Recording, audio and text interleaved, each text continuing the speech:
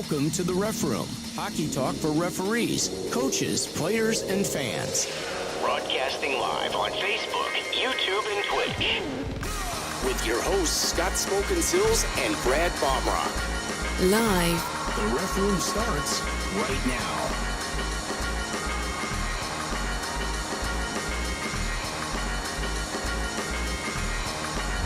And now your host.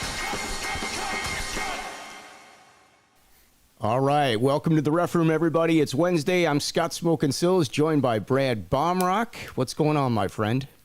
Living the dream, my friend. How about yourself? Yeah, there you go. Exactly. Lots of hockey. So, yes, the dream continues.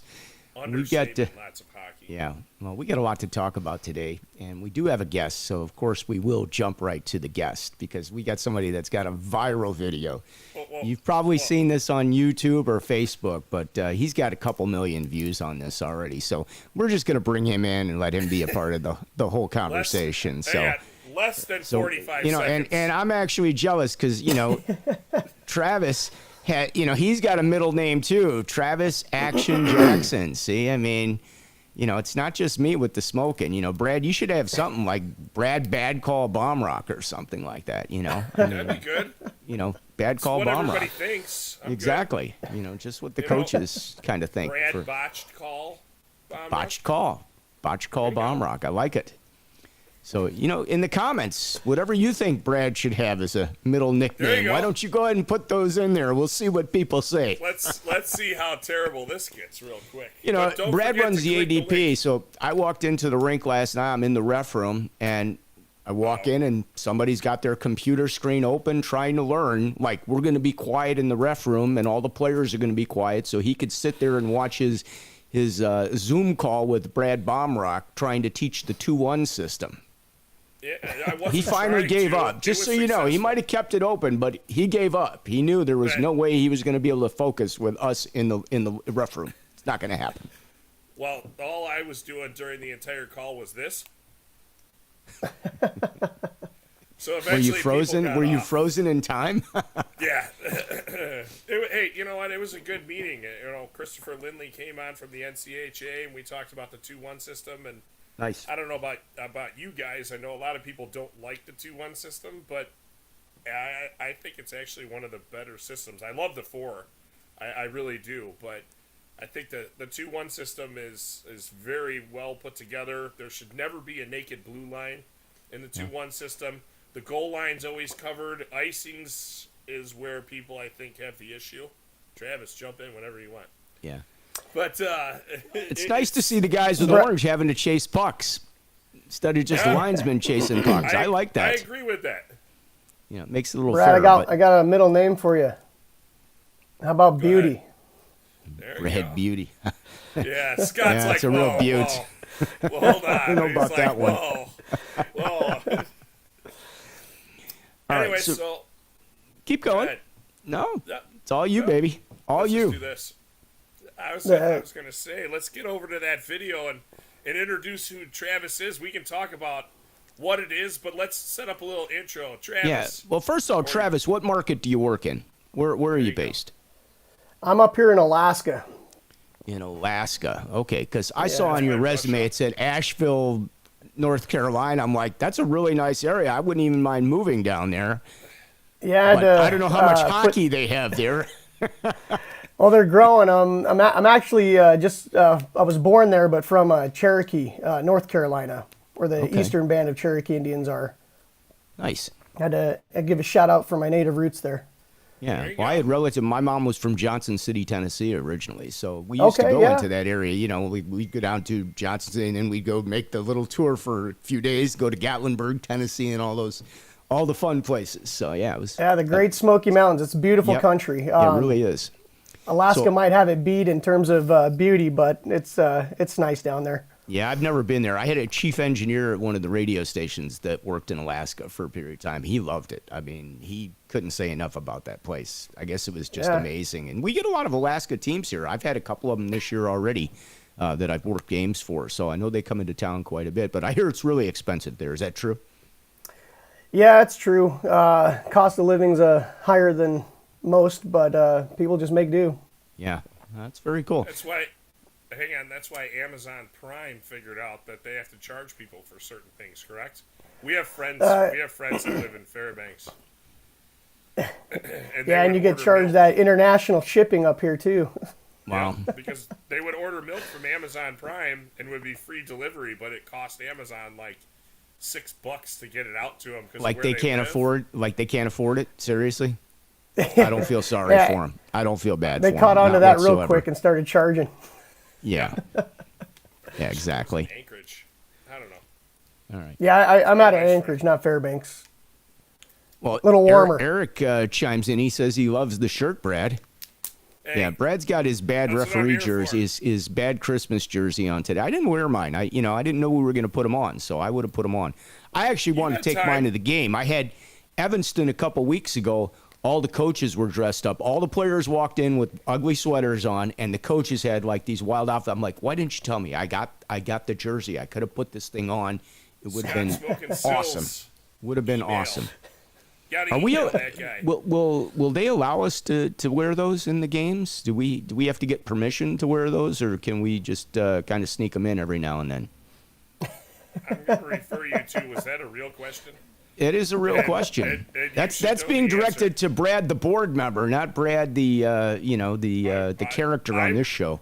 Is it a referee sweater? It's a referee sweater. So I guess we got guys that wear the NHL linesman sweater, so I guess we can wear that sweater, right? As long as we put the I heard crest on it. it's better to ask for forgiveness than permission there, Scott. Right, yeah. That's Got to why we find a started building the that show doesn't have without live barn. asking Yeah. anybody. No, that would be a beaut. Yeah, Gotta have it. exactly. Your new middle name, Mr. Butte. Calso, referee in go. chief. He says This is good. that's the one ref jersey that Brad owns that doesn't smell. I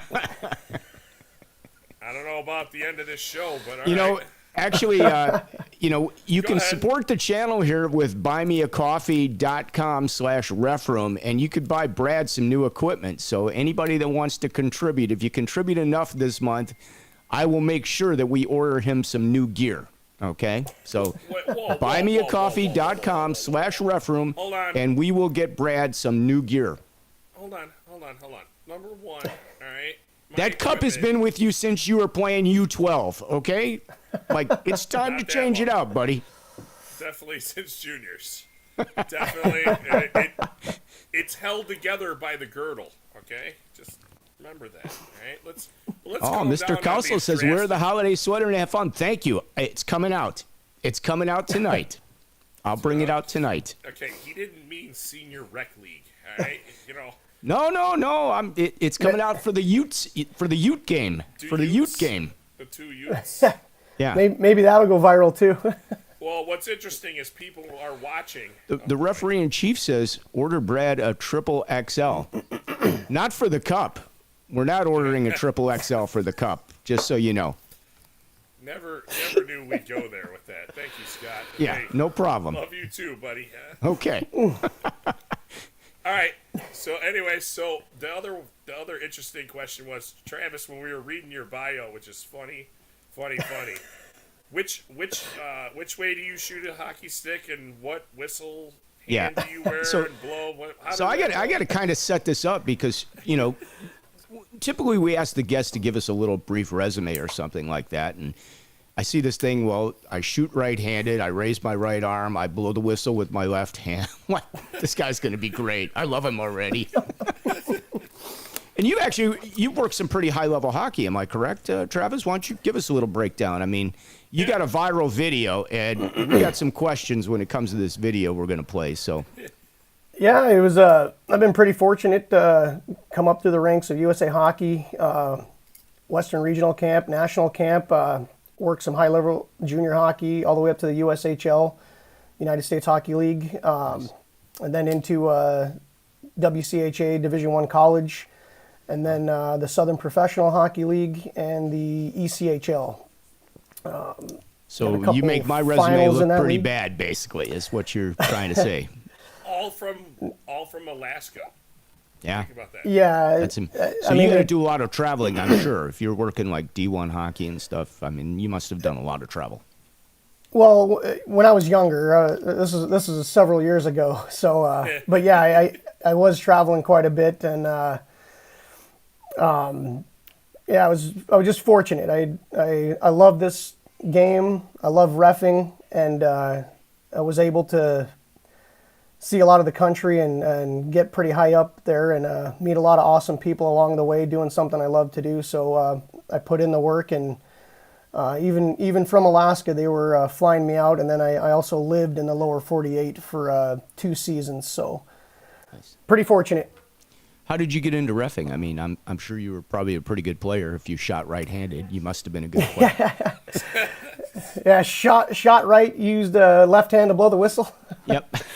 No, as far I could skate, but as far as a player goes, I mean, I played D1 college club. That's the highest I ever played. So I was more focused from 18 on up, just officiating hockey. It was something I really enjoyed to do. And as far as the playing aspect, I knew I wasn't going to go play professional hockey, so why not try reffing? And just stuck with it ever since I started at 16 years old. Oh, good for you. All right. That's awesome. I started at 16. I got to ask you this action. Is it more rewarding to call a goal or score a goal? Because when I started refereeing, my thought process really changed. I mean, it's the most exciting moment in hockey. I mean, that's what the fans are there for, to see players score goals. So I didn't score many as a player, but I've called quite a few of them as a referee. So I don't know, that's a good question. I don't know. I guess calling goals is part of your job as the referee, but since I didn't rack up the point tally very much, maybe I'll say as a ref. Well, let's have you set up this video. Tell us a little bit about the game that was going on, and it looked like it was a penalty shot or something. So you break it down for us, Travis. Sure. So I almost wasn't even on the game. This happened over the Thanksgiving weekend, and this tournament was called the leftover turkey tournament. And the second best thing about Thanksgiving is all the leftovers, and was probably in a food coma, but I got a last minute schedule and put onto the game, and it's out in Eagle River, Alaska, at the Coach Mack Center, one of my favorite rinks ever to work in.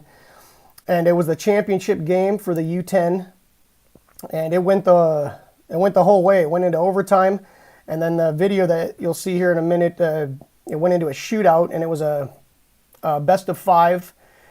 And the shot that you're going to watch on the video is the final shot for the visiting team, and the goaltender is the home team. And then right after the video, the home team goes down and scores, and the game's over. And I didn't think anything of it. We didn't get that video. That would have been exciting. I don't know. All right. Well, let's show the video. I mean, okay. This has got, how many views has this had, Travis? Last time I checked, it was something 2.6 million, and I think growing. Wow. I've heard it's been all over. I've heard friends in Russia have seen it, and my friends out in the maritime provinces of Canada. Yeah, they've told me they've seen it over there in Canada, Newfoundland, Nova Scotia. Thanks, Dylan Pike. Thank you. Yep. I was just lucky enough to have refereed with Mr. Jackson many years ago, and then had a very awesome day at a concert once. That was a long day. Good times. That was when I met my wife. Think about that. Oh, really? About that. Yeah. Well, that's a whole nother show. Yeah, we don't need to. She's, my wife's having a really bad day. She ordered this advent calendar, Chicago Blackhawks. The thing has been stuck in port in L.A. She ordered it in October. It's been stuck in port for about a month and a half, and she got them yesterday. Yeah, they're White Sox, and inside of it is obviously a scam. So she's having a bad day. I feel bad for her. We're lucky I'm even able to be on the show right now. It's been an interesting day. So, but on to the video. Brad's gonna have to leave the house after the show immediately. Scott, can I stay with you? Actually, you know what? Alaska seems better. Let me jump on a flight. All right. Come on up, Brad. I got a place for you. Ado, we're gonna play the video. We built up the hype here long enough. We sound like we're a real show here, trying to build some hype. All right, here we go.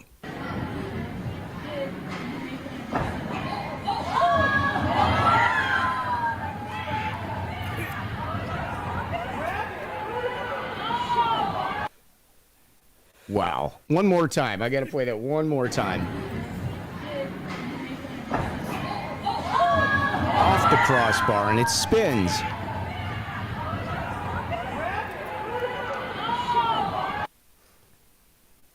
So my first question is, why didn't the goalie go cover the puck just in case so it didn't go in? I mean, how did you guys both stand there and watch this thing and go, I mean, that was a pretty cool moment. Yeah, I mean, so to answer the question, you probably got to ask the little goalie there, but he's 10, and the puck actually hits him in the shoulder and then the crossbar. So I'm not sure if in the moment he knew he could, if he could do anything, but you can hear obviously from the crowd, people are yelling at him to hit it, cover it, knock it away. And so my job and all the referees' job there at that point is to watch to see if it's going to cross the goal line, because it's still in play, because it's moving and spinning. Yep. And I've been doing this this is my 24th season, and I have never had that on any penalty shot, any shootout at all. And through the netting, it's kind of hard to see how close that puck is to the goal line. But I was so shocked and surprised, like, oh my God, I have to get close and see if it's going to cross the line or not. And then it just kept spinning and spinning. And in the moment, I didn't realize what the goalie was doing. After I've seen the video, it's pretty funny. He kind of steals the show there, but there it goes.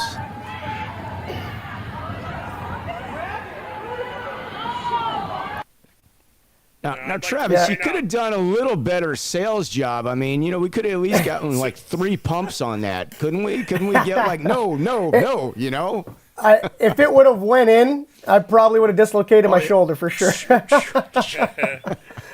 But yeah, when you see me there kind of sit up a little bit and relax, the puck had stopped moving towards the goal line, but was still spinning. So I knew it wasn't going to cross. When you see me kind of stand up and relax there, I was just waiting for it to come to a complete stop. And but yeah, the little goalie gets right in there and crouches down and takes a peek at it, and I think that's what everyone is laughing about. Partner right there on the, he was going to make the call for you.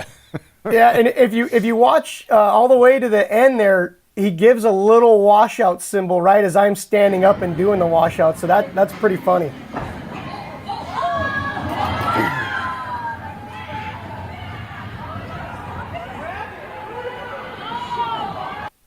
Oh yeah, there it is. Yeah, very cool. Well, he was very patient to just sit there and watch it. I mean, the game's on the line, and he, he definitely knew that puck was not going in, I guess. Very cool. I thought it was a fun video, and then for USA Hockey to send it out, and then the NHL picked it up and sent it out. I mean, it's definitely awesome. Yeah, I mean, I gotta thank the National Hockey League and USA Hockey for tagging me in it and putting it on their social media platforms, because my phone's been going nuts since last Friday. And then Brad, it was good to hear from you, and Scott for inviting me onto your guys' show, and I've just had a ton of shout outs and support. It's been pretty awesome. And then thanks to Derek Tannehill, who was the coach of that goalie. He got the video from one of the dads who was behind the glass they're videoing, and they've sent it in, and now we're here with a couple million views. It's crazy. Yeah, so check it out. Give it a like on Facebook, everybody. So very cool. Is it on Facebook only, or did they put it on YouTube as well? I first heard about it from Instagram, and then and then from USA Hockey, and then it's been on several other social media platforms. So yeah, it's going around for sure. Well, congratulations on that. That is quite an accomplishment. To get a couple million views on a video is pretty amazing. I mean, that's like big time. So, thank you. I'm still in shock. Yeah, I hope you'll stick around for a little while with us too, and let's talk a little hockey, because we get some guests that are from out of the area, but what's the hockey situation up in Alaska? Are you guys short on referees up there? Yeah, so I'm glad you brought that up. That is a problem all over the country, and I'm sure Hockey Canada as well, with the uptick in verbal and physical abuse on some officials. I heard the incident out in Massachusetts a little while ago, and yeah, we've and then obviously with the whole pandemic thing, we had a lot of officials. Alaska's a pretty small community, and the officiating pool up here is even smaller. And there were several, I want to say almost 100, that did not return for this coming season. So our overall numbers are down. And we were talking earlier, Scott, you were saying you got about 70 games that you had refereed in that month. I'm Close. yeah, I'm pushing 40s. I haven't hit 50 yet this season in a month. Yeah. In the past I have, but not now, just due to other stuff. But yeah, they're Anchorage and Alaska in general is hurting for enough officials to cover games. It's kind of sad. It's extremely sad. So the good part is that actually segues us into Scott. You saw the post. We're gonna flip to some local So stuff we're gonna go there today. I think there was a post, and I'm not gonna mention names. I think a lot of people know the post I'm probably referring to. It was put up by a coach. The coach is a U12 coach. I didn't know he was a U12 coach. I listen. I played with him. He's a friend of mine. I played with him at one of the rinks. I'm not going to say which one. You guys probably know where I played. But there's two posts. And he's a good player. He's a good player. There were two. And he's a good guy. But he hit me up and he asked me. He said, "Hey, are you still reffing?"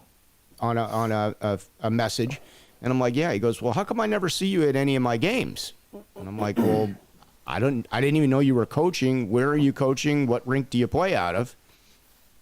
And I hit him back, and I'm like, "Well, I don't really get to that rink very often. I mean, it's rare that I go there. That's the main thing." But, he was not happy because he had a couple, I believe, 12-year-olds and a couple 16-year-olds at his game. And his concern was that, communication and interpretation of a few of the rules might not have been working in his favor, apparently. I'll just put it that way to put it nicely. That was the nice way of putting it. That was a nice way of putting it. Now I don't know what his behavior back towards those officials were. I didn't hear anything, so I'm not just making something up here. I'm just saying I don't know what his behavior back was with them, so I don't know how the interactions went, to be honest with you. And I'm sure there's frustration for coaches, but I think the thing that the coaches need to remember, and I'm going to say one of our was he a referee in chief or was he our president that had a really nice response? I'm not mentioning names, so he was the president, and president he was of also the referee in chief. Referee in chief, and he is also a principal. He's very well. Yeah, he's well respected, and he's a very good referee. He's worked some high level hockey. Okay, so he had a really great response back, and the fact of the matter is, there are a lot of leagues, and Travis, you know this. You mentioned a bunch of the leagues that you work in. So you're working out of one market. We have a number of our officials that work games regularly that are working AHL. They're working ODP. They're working USPH, NCAA. I'll roll through it real quick. Yeah, please do. So you have a lot of referees in the Chicagoland area because we are a hotbed for hockey. We're also centrally located. So we have officials that work the American Hockey League, the ECHL, the Federal Hockey League, the USHL, the North American Hockey League, the NA3. Then you have NCAA Division 1, NCAA Division 3. Then you have, and then that's men and women's on that side just to fill those games. Then you have all your other lower juniors. Then you have AAA. Then you have AAA midgets, bantams. Okay, so you go through those. Then you have the tier 2, which is then midget, bantams. Like, and you go through it. Okay, and when you get down to Pee-wee, the pyramid, it works the opposite way. So as referees try to get better and move up, the pyramid gets smaller at the top. Yep. For teams, it works reverse. So the referees that you have is a big pool at the top, but the hockey starts to trickle down, and the top referees work the top of the pyramid. And where you fall on the pyramid is unfortunately what referees that you're going to get. And the point that he made was, as you make this post and you ostracize the referees basically, you're not remembering that as your players are learning at U12, so are those referees. And those referees that are 15 or 16 years old that you hate right now, your players that are going to keep playing in the next, say, 4 years, those referees are going to have 4 more years of experience, and your players may be playing at a AAA level or at a junior level or something like that, and those referees are going to be that better because they had the experience with you. So the biggest issue with there were 2 posts over the weekend, and amazingly they were both the same level, coaches. And those referees that you're going to get are the same people that would have been me and Travis when we started at 16. Those were games that I worked. Like, I worked mites, I worked squirts, I worked peewees, I worked tons of them. To this day, to have Travis on the U10 game is huge. It's killer. Yeah. To have him on there, to even be a part of that video. Yep. And it doesn't happen because, again, the referees that work those levels, that have worked up high or whatnot, sometimes they aren't comfortable with how small the players are. They do become kind of a tripping hazard. No offense to all They the do. kids. My kids are U10s, so like I wouldn't imagine refereeing one of those games. Now I'll do it if it backs up to something or help out or whatever to fill the game so that we can do it. But your top referees are not driving to that rink for whatever the fee is. For an hour and a half, that's the 2 other hours. thing for the coaches. They don't realize, like, guys start picking their schedule. They start kind of at the top down. They pick where they want to go first. Like, is there a double or a triple at this rink that I can get? And they're good games. So, boom, they're going to click there. Because that's how they do it. Referees are clicking on what they want. They're requesting the games. Now, the signers may get 10 people that click on that game. They might get 50 people that click on that game. Now they have to make a decision how to route the players or how to route the referees, from a geographical standpoint. And they also have to figure out, like, how do we use our best people the best way we can in order to make sure we have the best possible coverage. So, this is how it works. And, you may get one game, or let's say you get 2 games, and you might want to work 4 games that day. It's a Saturday. So now you got to pick your next location you're going to go to. Can you get a double there? Or are you going to have to go to 2 rinks to get 2 more games? So it becomes, geographical. And it might be you've got a high school and a high school, but you got a break in between. Oh, you know what? There's a peewee game that's like 5 minutes away. It's on the way to the next rink. I'll jump in on that because it just logically makes sense. But that might only happen once a month for you that you're going to do that. That's the reality of it. So you might get lucky and you might get one of your better referees that's going to go to one of these games. But that's how it's going to break down for you coaches. And, it is, I've said this on the show before. I had a game. It was a peewee house game. And I was doing it solo. And the coach kept raising his hand. Every time play would come over there, his hand would go up. I finally, when the play stopped, I went over and said, "Did you have a question?" He goes, "What do you mean?" "Well, you keep putting your hand up. I thought maybe you wanted to ask a question." And he's, "Oh, no, I was just trying to help you." "I didn't ask you for your help. I didn't ask for any help. I don't need any help. It's a peewee house. Nobody needs any help." But I think he was doing a great job. I wasn't even there. They I'm don't sure he understand, like, that is belittling to the people that are on the ice. Right. And his players That's did the not biggest know thing. how to line up in the second period, where to go. You had to help them. And, but they think the referees are NHL referees that are coming to work in that situation.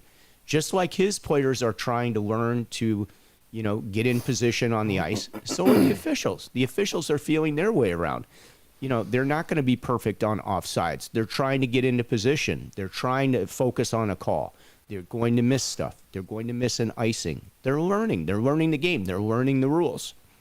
And I had a game this, I worked with a new guy this weekend. I didn't know it. He wasn't a kid. Really, really nice skater. He'd only done like 5 games before he gets a Bantam Central States game, and then he lines his first varsity high school game with me. Hey, you're coming out of the chute hot. Just aim high. Yeah. But, like, we're basically giving him an ADP program in a matter of, like 3 hours that we're spending with him. I mean, we are teaching constantly, like trying to help and make them aware. But, I did have a coach that went, no other way to put it, asshole. He went asshole.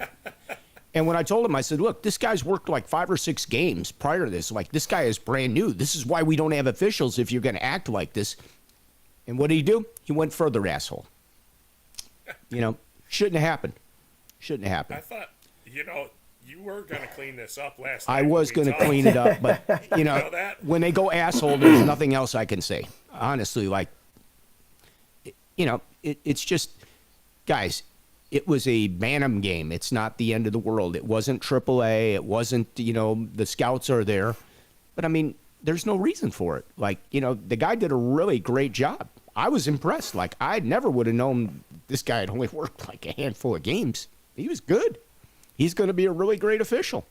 He just needs a little time and a little experience. And, he's getting thrown into the fire much quicker than we did. I mean, I think, it was 6 months probably before I saw a decent game or anything when I started reffing. Mine was much longer. I mean, honestly, you don't normally throw people into the fire that quickly, but we're having to do it. There's no way around it. And Brad, let's explain how the scheduling works. Okay. I mean, we ideally want to have 2 officials or more at every game. We don't want to have 1 official there. A lot of teams are having 1 official only because that's all that's available. The interesting part is the upper levels that request 4 officials or 3 officials are playing their games with 2 officials. And that isn't something that is normal. It's not been, in my 23 years, ever really been an issue. Yeah, there will be 1 or 2 games that are, let's say they're in downtown Chicago on Saturday at 3 o'clock in the afternoon. Okay, everybody's playing on Saturday at 3 o'clock in the afternoon.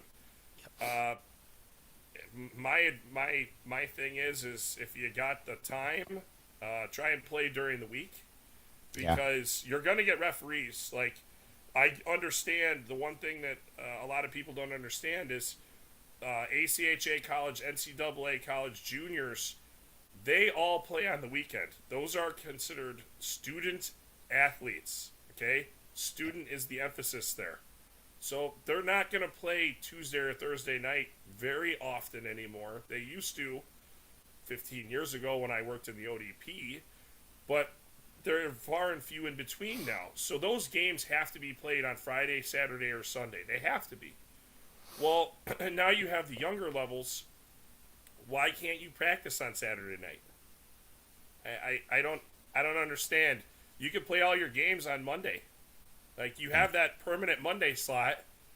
Play your games on Monday. Like, I mean, I'm going to be honest. I am always looking for weeknight games. That's the first thing. When the schedule comes out, that's the first thing I'm looking at is weeknights. I'll deal with the weekends. I'll grab weekend stuff. But the first thing I want to get is my weeknights filled. So let's go back to how the assignment process goes. So I'll give you a little backstory of how it used to go. So second period, I'm in high school. My phone would ring 2 weeks before the first of the month. At second period, like clockwork, I would sit out in the hallway. By the way, don't tell any of my teachers that, 20 years ago or over. But second period, my cell phone would ring. I'd be out in the hallway, and the assigner at the time, I'm not going to say his name, would start rattling off games to me. I'm going to put you at this rink over here, Bantam, blah, blah, blah, Pee Wee, Squirt, right? You get 3 in a row. All right, now I'm going to have you over here with this guy. You're going to learn this. All right, I'm going over here. And then you'd go, I can't work that. His number one thing would be, you're killing me, man. Come on, you're killing me. So then he just rattle off the whole month, and that's the games you got. Now on the flip side, let's say I didn't answer that call. If I answered that call, I would get, Bantams at that point, Pee-wees. They'd be all pretty much travel. They'd be whatever. I'd have a couple of house games mixed in there that backed up to other stuff.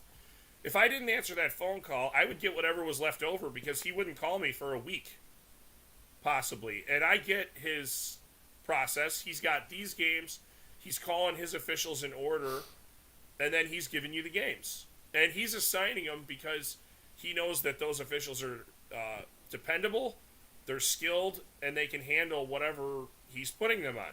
Well, if you didn't answer that call and make sure that you were out of there, because I did it for quite a few years, if I didn't answer that call, okay, my entire second year, I'm working all-night house. Yeah, terrible.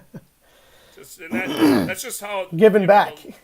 The luck of the draw was. Well, fortunately, it doesn't work like that anymore. We have moved to the modern age. So what's interesting is this gentleman and another gentleman both started websites around the same time. And they started as the team sides and referee sides. The one got the referee side going. The other one only ended up being the team side, and he is no longer around. He ended up, that's a long story, we're not going to get into that. But anyway, so now our modern way is all the games come up for us in a pool, we'll call it, a selection pool. And what we do is we can search games, rinks, locations, times, and what happens is it auto-populates all the games. So then you can look at it, it tells you who the assigners are, what leagues it is. It's a lot of information when you first look at it as a younger official, because I remember the first time I used it, and I was like, whoa, like, okay. Yeah, you almost need a class on how to do it. Seriously, somebody needs to, walk you through it. Yep, so after that, so you go in and you put in your requests, which everything's a double request. So you put all that in, and it sends an email to whoever the assigner is, which multiple assigners use the platform. The big one, the big assigners, you'll see their names a lot more than the other assigners. They're on there, you can work for who you want, you can work when you want, which is great. You don't have to just get told games. And you can select only the levels that you want to work instead of somebody calling you and saying, oh, I'm over here. Well, all right, I really don't want to drive to Geneva. I live right next to Romeoville. I can work a better game at Romeoville and just work one, and maybe that's all that fits into my day. Yeah. So we'll put these games up. Then you get a game confirmation, which at that point you have to confirm the game. It's not like the ODP. So you still have a chance to get out of it if your schedule changed. Yeah. Right. So you accept the game. Now the game is on your schedule. Now it's all up to you. All right? It's all up to the referee. Put it in your phone, put it on a calendar. I don't care how you do it. Show up to your game. That's the big thing. Now let's go into something else that the assignment does in the state of Illinois that has changed over many, many years, and I would never, ever, ever want to go back to. So back in the day when I started refereeing, you would get your September check, and it would be like October 10th. Get it in the mail, go cash that bad boy. It was great. Your October check would come November 20th. Your November check, good luck January 3rd. December, you might as well wait till, and I'm not saying that about all the referee assigners at the time, but our assignment group that is backed by our affiliate, they bankroll all the payroll for the referees now. I know a lot of referees in Illinois are upset. Our direct deposit, which actually went in today, by the way, goes out the 15th. It used to be the 10th.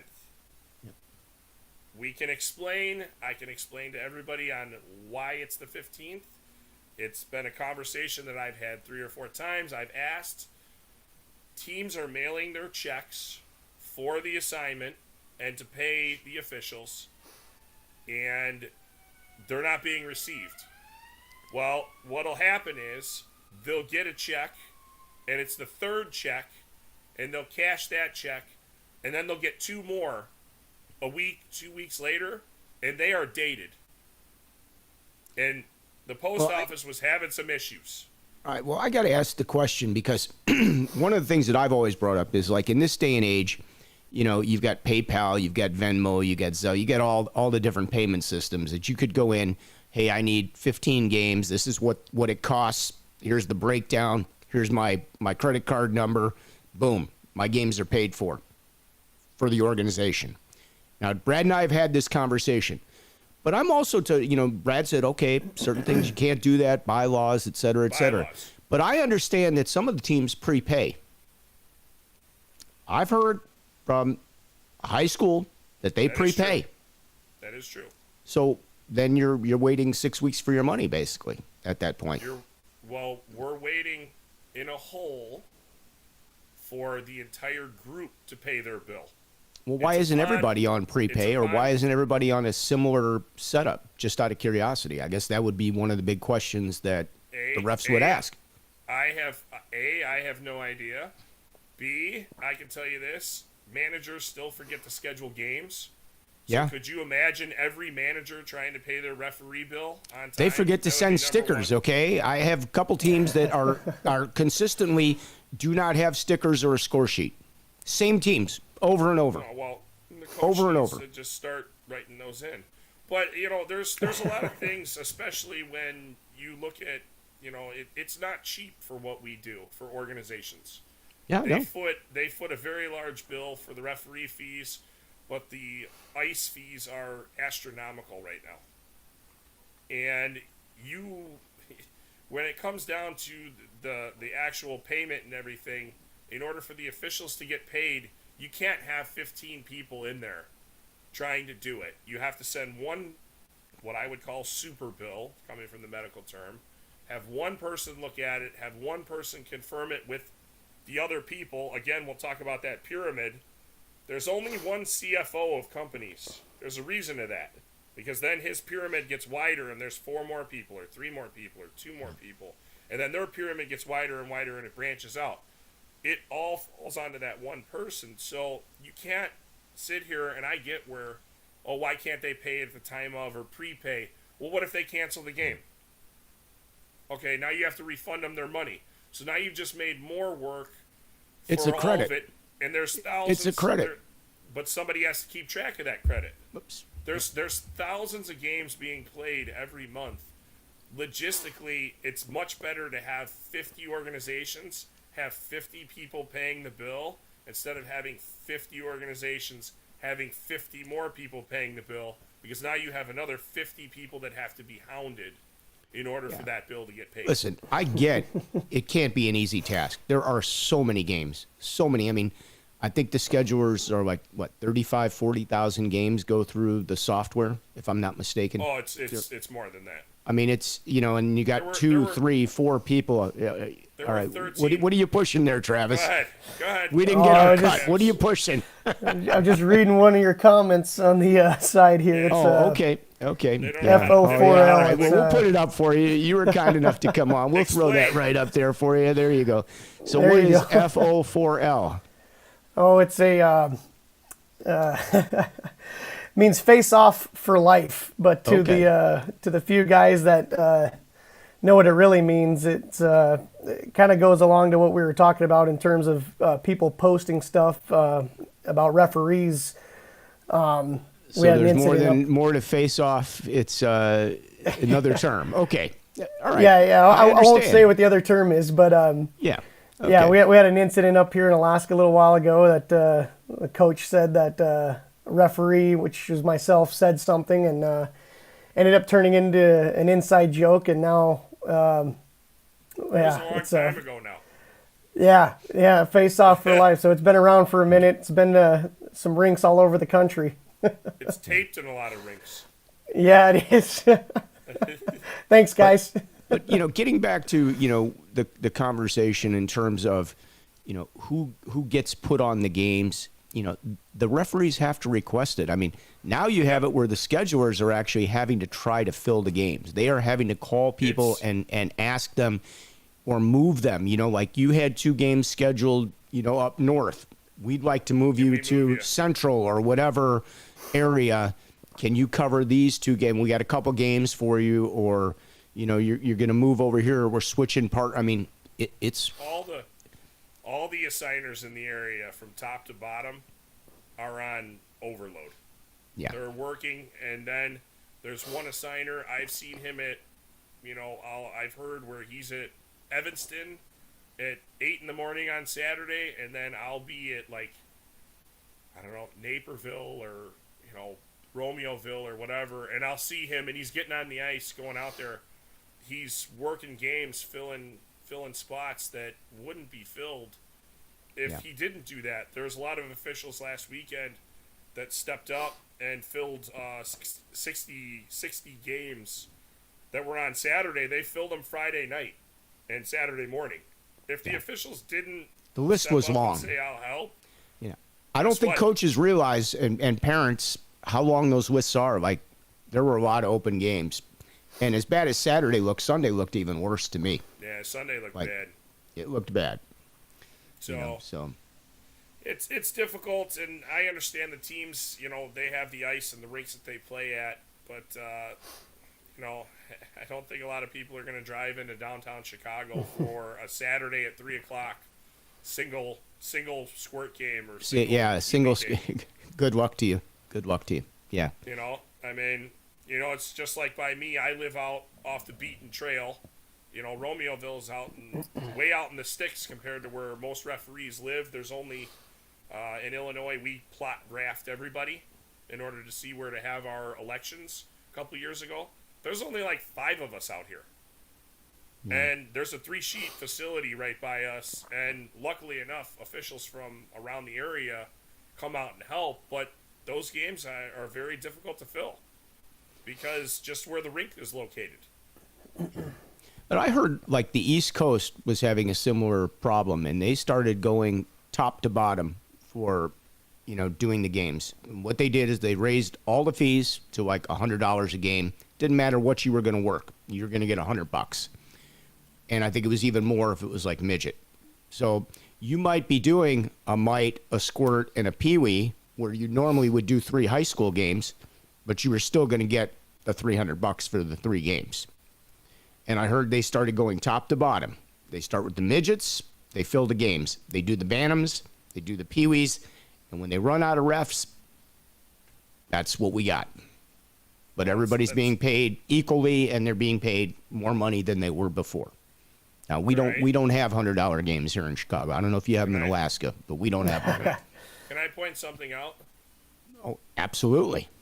It's your show. It's your show. You can do whatever you want, Brad. There are officials that would make the comment because they make other comments. The $100 fee does it's actually anti-problem solving, because why would you want to work a Bantam game if it pays $100 when a Mike game pays $100? Well, okay, I see where you're going with that, because you do have some guys that would take the easier way out, because we do see that at some of the tournaments. It's a point. It's a point. If we're talking about amateur hockey, it's never about the money, is it though?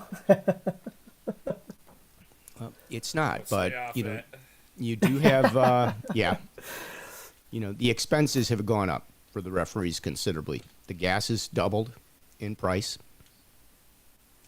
Food has, go to any of the fast food restaurants, you're eating 2 or 3 meals out a day when you're working the weekends. It's up 30% everywhere you go. So, the costs have gone up too. What do we have? 6.8% inflation last month? The highest we've had since let's not God get me knows started when. Because I looked at what's in my savings account and I thought about what the interest is that I'm going to get and what inflation is and how much money I'm losing. Yeah, About at 6.8%, you're losing about 6.7%. Okay, that's about right. You're correct. Yeah. Bank accounts Pretty close. Yeah, I'm not an I'm not an econ guy, but I can help you there. You have to double up on those Mike games. Exactly. Yeah. But there are some challenges. We are in a challenging time right now as far as referees go, and it's no different for any other sports. But Right. We're plagued everywhere, and it's the verbal time. It's the time that you have to spend going to a seminar every year. Which let's cover that real quick, Scott, because because the comment, part of that comment, stated, well, we have 5 levels of officials, and you guys only have one level. I'm sorry, not 5. 5 levels of coaches. My bad. 5 levels of coaches, and you guys, not trained, or it's one referee. So we need to break that down, because that is absolutely not true. 100% not true. All right. So the first part about it is coaches can be a level 1 coach, and they go to their 6-hour or whatever it is, 5-hour seminar. I'm not exactly sure. I'm not gonna make the same statement on social media as previously done and have that happen. But I can tell you from the officiating side in Illinois, okay, USA Hockey has minimums of things that have to be done. So a level 1 seminar, you have to get on the ice. You have to take your in-person seminar. Okay, so in Illinois, we're in person between 6 hours to 8 hours. It depends on where the ice falls. But you're on the ice, it's pretty much 8 hours, let's put it that way.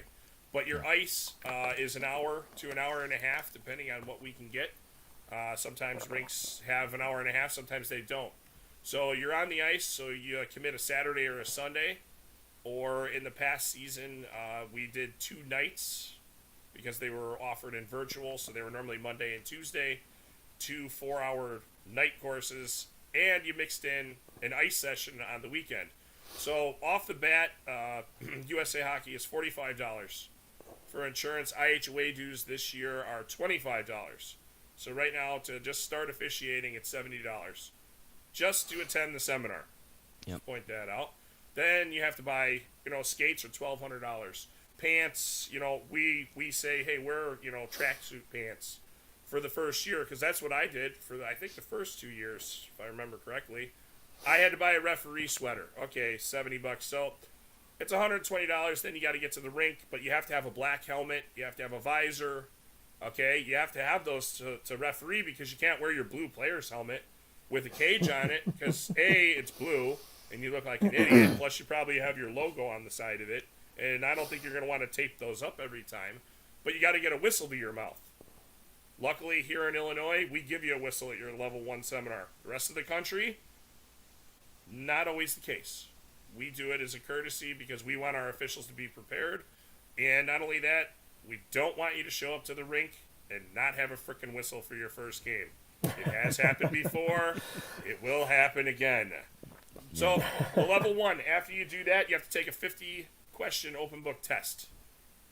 And that takes hours. That is hours. That is usually even for the experienced officials, because the questions can be, some are a little tedious. They're trying to get you to go through that book and learn the rules. It takes time, folks. It takes time. So, and you have to pass that test. You only get, you get 2 tries. That's it. Yep. And they tell you to... So now on to level 2s, which you can only be a level 1 now, because USA Hockey has stated if you're a level 1, after your second season, you have to move on to level 2. So level 2, USA Hockey is $95. Our Illinois dues is $25. So now you're at $120. Right there out of the box just to attend a seminar, which is also another 8-hour day. You're on the ice as a level 2 for an hour. But now mix in, you have to do 4 hours of online modules. Yep. Then you have to do a closed book test. Then you have to do your open book test still. And you have to do Safe Sport if you're over you have to 18. Do Safe Sport. I forgot about that. That's all levels, by the way. That goes for coaches, players now. So that you're right. So when, coaches are saying that, they're not getting any experience or training, then it's going to go beyond that, guys, because you can get into the ADP program. And that's a commitment that's made by our better officials. Yeah, well, we only have so much time, Brad. That's okay. Hey, not today. I'm good. Poor Travis is having to sit through this. That's okay. He got up early for us. He's got a viral video. He doesn't need to be on this call. All right, so hold on. So now you got level 3, which also costs $95, $25. Now you're lucky. Your seminar is much shorter. if you're level 3 the first year in Illinois, we require you still to get on the ice for an hour. If you're beyond that, you do not have to get on the ice. Level 4, so you still have a closed book test and an open book test. And you get a skating test, which we haven't had for the last 2 years, but not level 3. no, I said 4. So now we move on to level 4. You get everything you get level 3, but you have to go show up to the rink and have a skating test and have people watch you. Now, mind you, the interesting part about this is a coach can do their seminar and become, I think, a level 2, and then they can chill on that level 2, and they don't have to take it every freaking season. Referees every year. It doesn't matter if I'm a level 1, 2, 3, or 4. I have to commit that time, go to a seminar, and do it every year. I don't know a lot of professions that do that, Yeah, it's very interesting. Do you guys have very many tenured officials there in Chicago?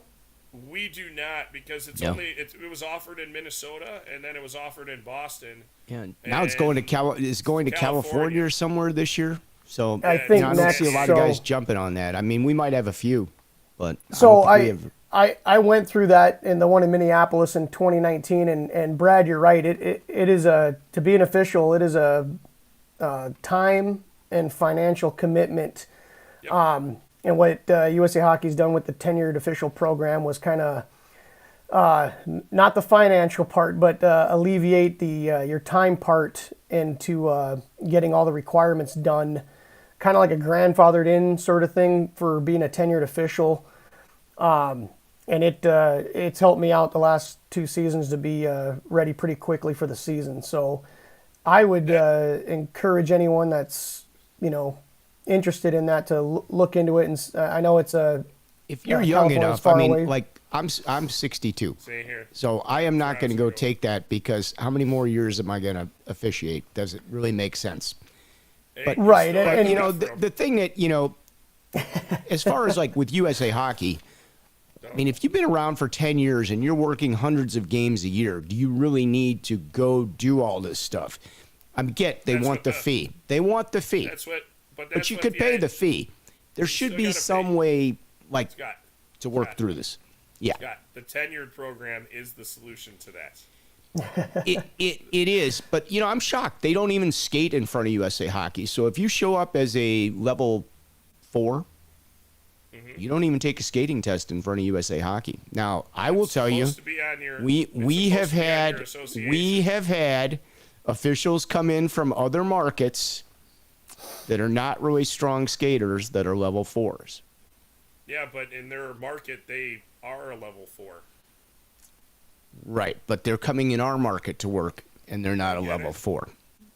I understand. I mean, just saying. I know the system's not perfect. I get it, but these are, there's things that. They're talking about getting rid of level 4s. I don't know if you guys know that, but I filled out the survey. Yeah, exactly. I don't know. Did you see that in? Are you a 4, Travis, or are you a 3? Yes, sir. You're a 4. I assumed you were, but did you get a survey? Did you take a survey in Alaska with regard to that USA Hockey sent you? Did it mean anything to you? And what did you get out of it? Are you planning on trying to skate nationals, et cetera, et cetera? Well, I've been pretty fortunate the last couple of years. I've actually refereed the national championship game the last 2016, 18, 19, and 21. So I'm still pretty active in USA Hockey, and the survey you're talking about to do away with level 4, I have not heard about that yet. It was a while ago already. Yeah, it came out this year, like around seminar time, basically. Do you feel that a level 4 status is still needed? And then it asked you even, it said, why do you keep it? Yeah. And the only reason because you feel good. Nationals. Well, yeah, that was a requirement for nationals, but if it's, I'm not sure what USA Hockey is going to do if it's no longer a requirement. I know there's obviously exemptions to every rule. They have used people that are, capable of doing the job, but they're only at a level 1, 2, 3 certification. they've made exemptions for people that in the past, but yeah. So I don't know the answer to that for level 4. I mean, USA Hockey's going to do what they're going to do, but I've maintained that for the last 10. Oh, Yeah, I've had it. This I've is had year mine for a 24, really so- long time. I always thought Right. they should have 5 levels just like the coaches. And, the difference between the 3 and the 4, the 3 would be your lower level skater. The 4 would be slightly better, but he wouldn't be the racehorse that's going to nationals. That the Right. the guys that are working, the big leagues are going to be level 5. Got it. That's how I kind of saw it. All right, Scott. yeah, All right, and so like let me- Brad was saying about the If you get a better tenure program, microphone, we might be able to hear what you're saying, Brad. Even But they, even the guest has a better microphone than you, Brad. What's going on with that? Okay. I don't know if this is something new. Yeah, you have to come over. I'm going to send you home with the microphone. I got lighting for you too when you get over here. By the way, you got to come. it's to like Chicago. the free whistle. I got a free whistle for you for the level 1 seminar. Scott, the only interesting part that you state is your level 3s would be the lower level skaters, the 4s would be up, and then the 5s would be your tops. Number 1 is our association is typically 1,500 people around. Okay, so let's say 700 of those are 4s, 5s, and 3s. How are you going to get them all on the ice? And if you do, how do you absorb that cost? Because ice is $650 an hour It's out here. $10 a minute. Like, how do you put all those people into that order? Or do you throw it back in the local, which I think that's kind of what is being thought about? They send the appropriate officials to nationals because they don't send, somebody that they don't know or that can't skate because you're representing that affiliation. Yeah. So Well, I think the one thing that we have going here, is there a need for it anymore? the That's the schedulers know the officials. They know what they're capable of. They know what they can work. They typically don't. They're not going to send the wrong person to the right game, if you know what I mean. Right. That makes sense, because they do know. And yeah, are they going to put a newer official on? Yeah, they are, because they know they've got somebody there that's experienced that should be able to get them through things, and they're going to learn. I mean, that's one of the things that the referees have been really great about doing, even since I started. They all are willing to share their knowledge and teach. And honestly, I might be a little more generous in the referee business in terms of sharing knowledge. I don't do that in my regular career. In the entertainment and DJ world, I'm not really great about doing that. I probably should be better about it, but I'm not. But the referees have always been like that, and I think that's one of the great things about the referee community. I think the guys are awesome that way. So I like it. I wish more guys would spend time with each other, going out, having a drink afterwards, or grabbing a bite to eat. I know that we all run from game to game, but there's a couple guys that I still work with. And I'm not talking longtime friends, more recent friends. That hey, we pick up a game and we go out afterwards. Yeah. Or we schedule the games to go out afterwards, and then it's the check on each other. How are you doing? What's going on in your life other than that? Oh, it's Wednesday. It's Wednesday. It's been Wake blowing up up call. all day. Sorry. So, well, I like that comment. There you go. Down in the corner there, Scotty. Oh, yeah. You got a lot of people taking you up on that. Yeah, of course. 3 p.m. on Saturday.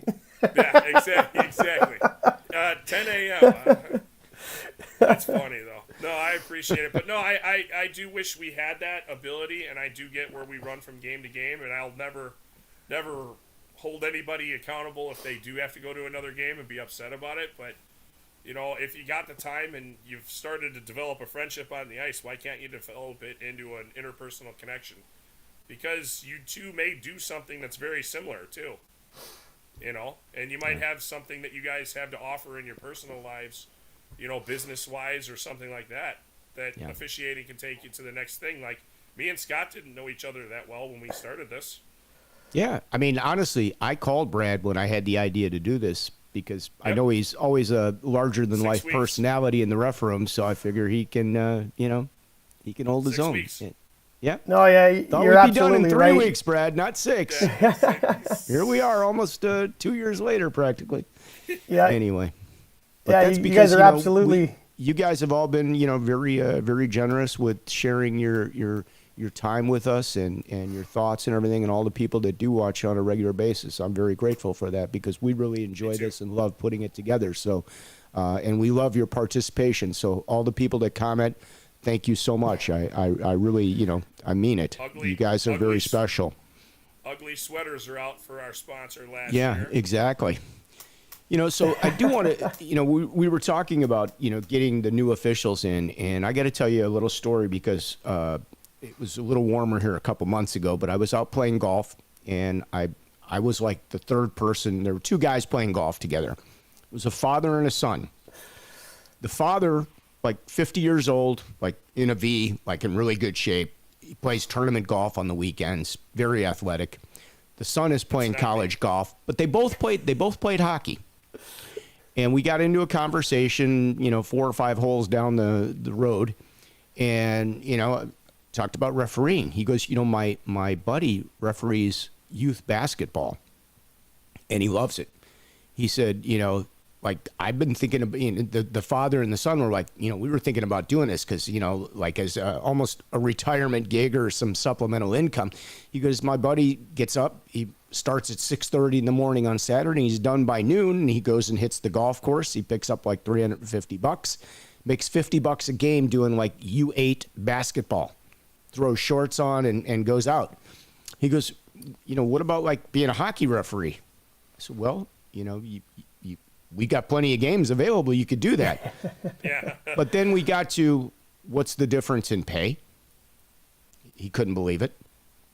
We make a lot less than that at starting levels.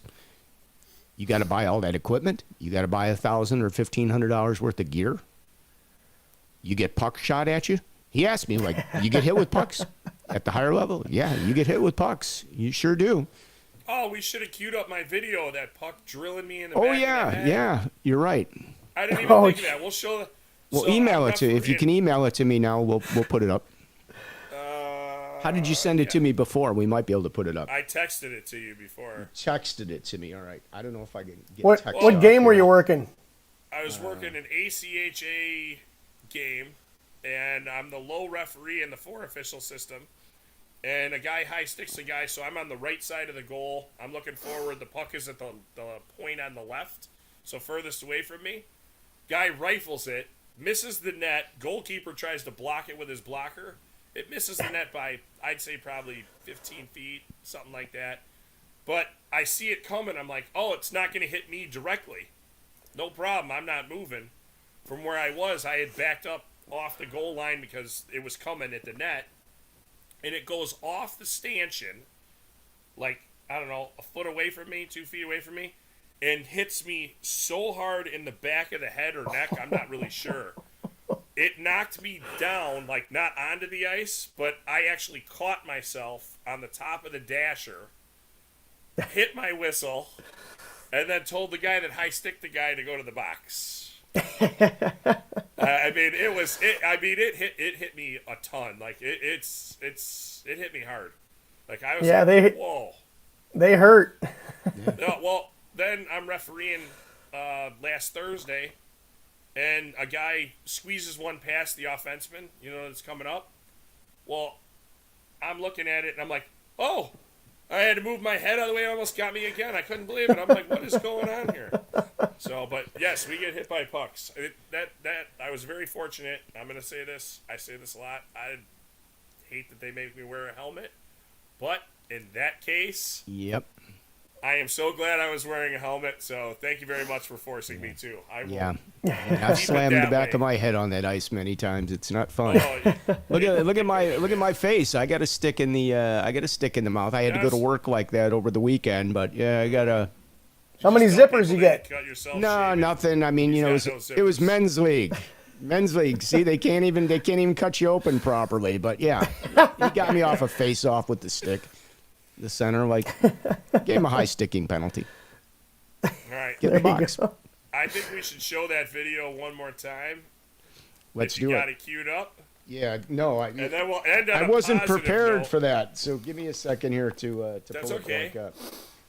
I was looking for your other video that you had, the one where you took one off the back of the head. But yeah, it's not let's good. show Travis's video one more time. There's a couple of videos that have been sent to me too by various people that want to show other people falling down refereeing. Oh yeah. You could have a whole episode on that, just wipeouts and pucks hitting refs. Yeah, we tried. People didn't send us enough info. Well, the last interview you guys had was at Timmy Peel. He had one too. That looked like it hurt. Yeah. That was two because Zelkin was the last one. Yep, there you Zelkin was go. last week, and then Tim was the week before. We've been very fortunate to have people come hang out with us.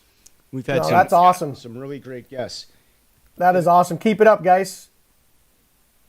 All right. Well, I'm struggling here to The pull hell this. with it. See, I turned around and moved off to something else here. So let me The see heck if I with can. it, Scott. Hang on. I got it. And on a I got positive it. note, not a negative one like this. Well, the problem is it's bringing up his Facebook account, so I can't find it in his Facebook. It's not coming It's up in your as email. the actual. All right. Yeah. Let me go to the email. I'll get it. Hang on a second. Hang on here. You know. You would think by now, 18 months. That You we'd would be- think. You we'd would be think. better off. Well, now, hey, just You so would everybody think. Here we notices, go. Here we go. Scott Here has- we Scott go. has two cameras now, too.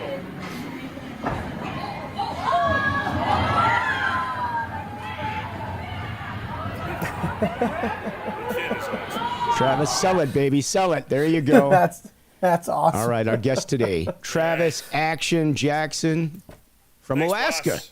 From Alaska. Yes, sir. You had to From get up very Alaska. early.